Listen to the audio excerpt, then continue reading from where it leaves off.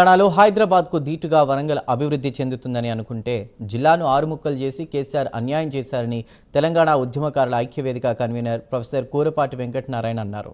వరంగల్ మహానగరానికి ఉన్నటువంటి ప్రత్యేకతను కనుమరుగు చేసేందుకు కుట్రలు చేశారని విమర్శించారు. రాజకీయ స్వార్థంతో వరంగల్కు నిధులు కేటాయించకుండా వరంగల్కు తీరని అన్యాయం చేశారని మండిపడ్డారు. కార్మిక కర్షక మహిళా సంఘాలన్నీ కూడా కలిసి పనిచేస్తే వచ్చిన తెలంగాణలో వరంగల్ జిల్లా తెరలైపోయింది.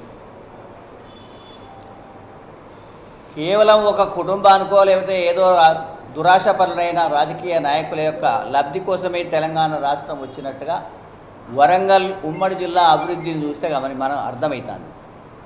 కాబట్టి ఇప్పుడు అసలు మనమందరం కూడా ఏ ప్రజలకైతే తెలంగాణ వచ్చిన తర్వాత వరంగల్ అభివృద్ధి చెంది దాని అభివృద్ధి ఫలాలు సబ్బండ జాతికి దక్కాలనేటువంటి లక్ష్యంతో చేసినాం, కానీ పిచ్చి బట్టి రాజకీయ నాయకులకు లబ్ధి అయ్యే విధంగా చేయాలని ఎవరికి లేదు.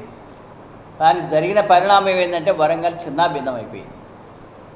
వరంగల్ జిల్లా 6 జిల్లాలు చేసే సరే కొందరు అడిగిరిచ్చారు, కానీ వరంగల్ మహానగరానికి ఉండేటువంటి చరిత్రను మర్చిపోయి అభివృద్ధి యొక్క అభివృద్ధి పందాను మర్చిపోయి దీనికి ఉండే రాజకీయ చైతన్యాన్ని మర్చిపోయి దీన్ని విధ్వంసం చేయడం కోసమే ఒక రాజకీయ కుట్ర